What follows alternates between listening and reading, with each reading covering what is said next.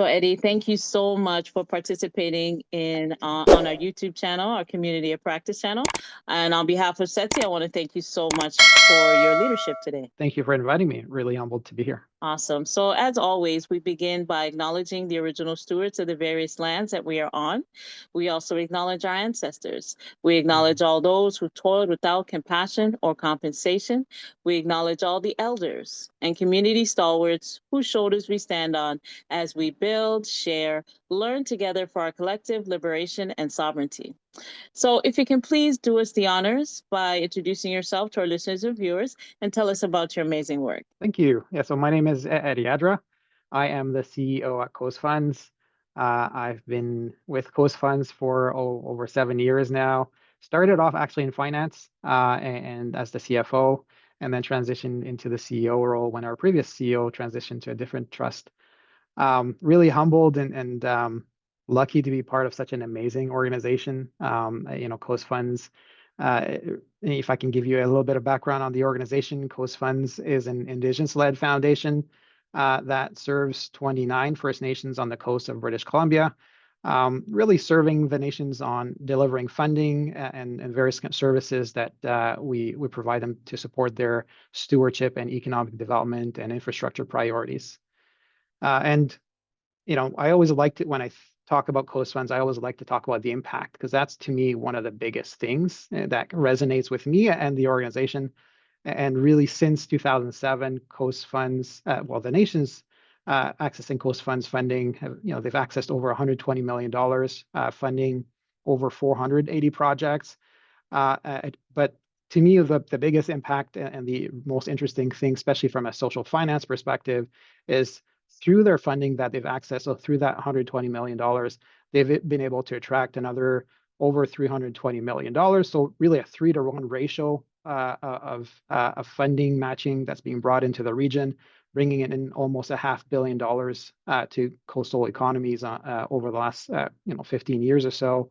But most importantly, creating jobs, so creating over 1,400 jobs, stewarding very beautiful, pristine, cultural sensitive ecosystems, creating businesses, and going through scientific research, job training, language revitalization. The work the nations have done on this coast is extremely impressive, and I'm just so humbled to be part of such a unique experience. That is amazing. That's awesome and very rewarding. That's a part of that, the passion and the purpose of doing what we do in the ecosystem. So thank you. So what I hear it in your voice already, but what inspires you about the work that you do?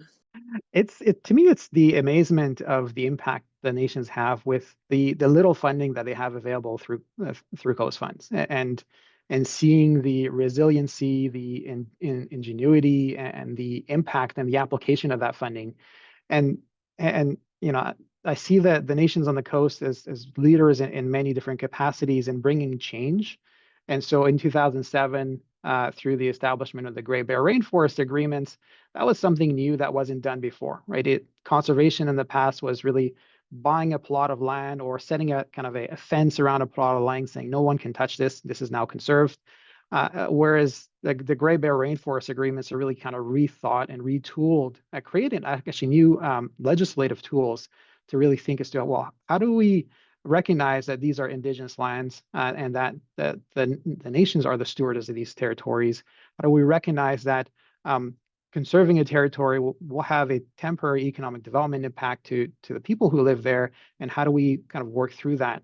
And so we've really seen the ingenuity in the establishment of kind of some of the legislative tools of co-management of their territories, or establishing, that these are their territories.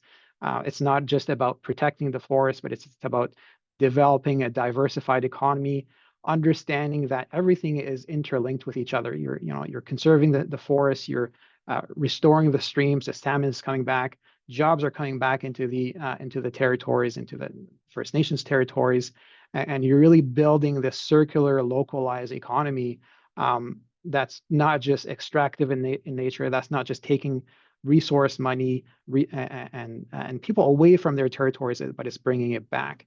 And so I've talked about the impacts already, the job creation, in Toronto, that 1,400 jobs might seem like a small amount, but that's about maybe 10 to 13% of the workforce tied to these economies on the coast. And so significant impact to people, to their communities. And it's a start of a catalytic start to what's coming up next.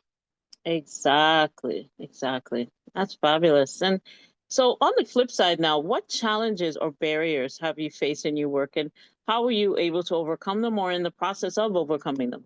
Well, I mean, uh, it's an interesting question. If a listener was listening to this 2 years from now, they might not understand the concept, or the context. But we're just ahead of a Canadian election, and so I'm not going to get political on you, Matt. But I still have to say something. We're at a time, not just in Canada, but from a global perspective. Geopolitics have been quite interesting to follow.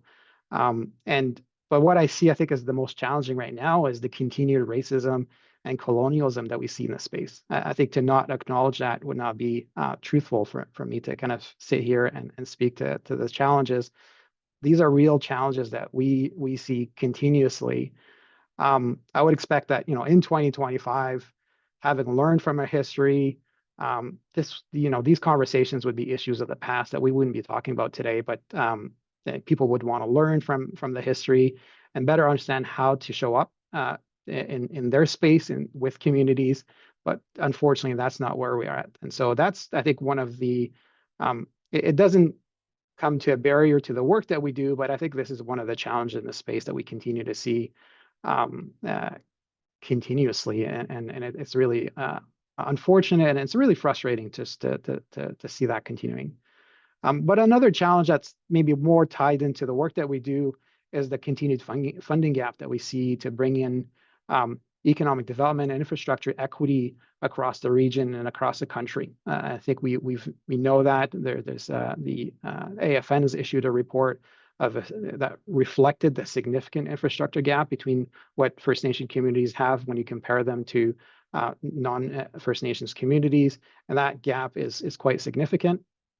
And to me, it's unfathomable to think that we still have communities that will have a constant water boil advisory come out in their communities, or we see the continued impact of environmental degradation from the industries that are around them, with really, to me, little or very inappropriate recourse of funding to support the work that those nations are told they have to do, or by being steward of their own lands, feel the responsibilities of stewarding their territories and wanting to restore their territories to where it needs to be, to bring in, again, the salmons through, to bring in the biodiversity back, to bring in life in some of these territories that have been really impacted by colonialization and just industrialization. And it's that funding gap is still there.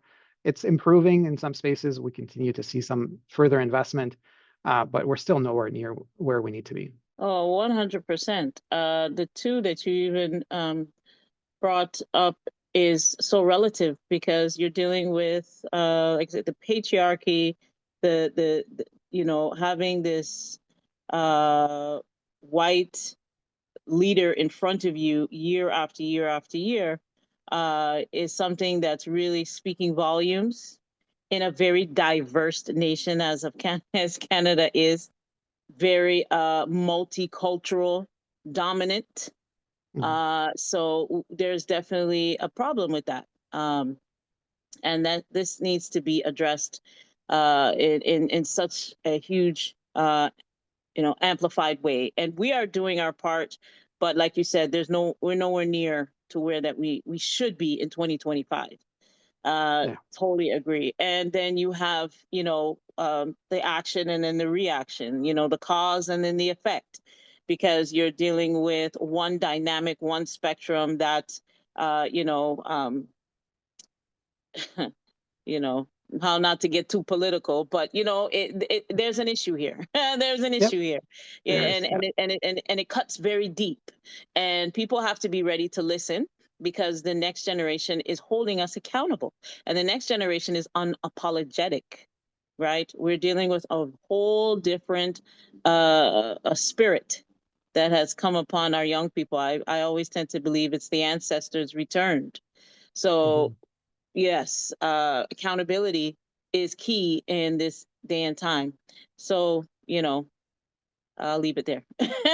I will leave it there for people to stew on. All right. So, do you have any key priorities or anything that you like to amplify at this time? Yeah, I mean, Coast Funds has been so busy in the last number of years working with the nations that we serve. Last year, we supported, or over the last number of years, but closing last year, we supported 17 First Nations on the coast to close what's called the Great Bear Sea Project Finance for Permanence agreements.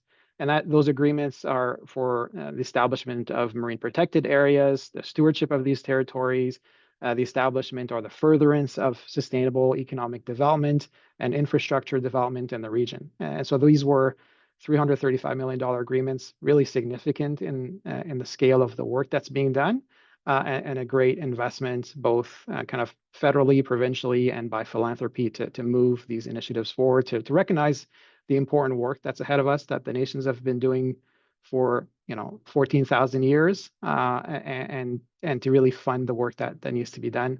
And so our next big step for Coast Funds is to launch these funds, to make them accessible to those nations, and to establish those programs. And so I'm actually really excited to see that the funds have just launched this quarter in April, and we're going to start seeing some of the funding flow out to the nations and some really exciting projects. The first funds we had, like I said, was $120 million and generated over 480 projects and so much investment on the coast. This next round of funding is going to be even more impactful. That's awesome. That's awesome. You're living, what we want to see for this future. Where it's about doing. It's really about doing accountability and doing. That's awesome. I love it. I Yeah. love it. I love it. So Eddy, we really gone through a lot, and it's very important for people to know all aspects of what's going on and all levels of our community, and that's what we're doing. So, do you have any closing thoughts or calls to actions at this time as we close? Um, Really, then, if I was to have a call to action, there's so much more work ahead of us, but doing it together, we can accomplish so much more. And that's always my mantra is that collaboration, partnership gets the work done. Um, when it's done in service of the right holders, and not for the right holders or on top of the right holders. It's in service of the right holders. I think that's always critical. And I'll throw in a shameless plug because I'm here. But if you wanted to connect, if your listeners wanted to connect, we're always so happy to connect and get to know other people from coast to coast to coast or globally to share about the work that we do and the work that the nations are doing and amplifying that. So don't hesitate to reach out to me or to connect with our team on our social media. One of the things we do is amplify the nation's work and their projects through project stories. And so we have something we call the talking stick, and it's just so interesting to see the amazing work that's being done, and some of these project stories actually go into a lot of depth and history behind them to allow the readers to really understand the importance of these projects and the funding that the nations are accessing. Well, we appreciate you so much, and we know that collaboration is the key to social change for sure. And that's what here at SETSI that we're all about, and really coming to a resolution and really honing on to our you know who we are as individuals, as community, and how we can come together and be the change that we want to see. And it's not just some random saying. This is real life. This is real life. In Africa there's a term that says, if you want to go far, or if you want to go fast, go alone, but if you want to go far, let's go together. So it's very close to what you were saying too. So Eddy, on behalf of SETSI, we want to thank you so much for all that you do. And again, thank you for taking the time out today. Thank you, Matt. Really appreciate it. You're welcome. So we will close the way that we began by acknowledging the original stewards of the various lands that we are on. We also acknowledge our ancestors. We acknowledge all those who toiled without compassion or compensation. We acknowledge all the elders and community stalwarts whose shoulders we stand on as we build, share, learn together for our collective liberation and sovereignty. So, Eddy, it's not a goodbye, it's a see you later. We'll definitely be collaborating very soon. So, we'll keep Looking in forward to touch. it. Okay, dear. Thank you. Take care.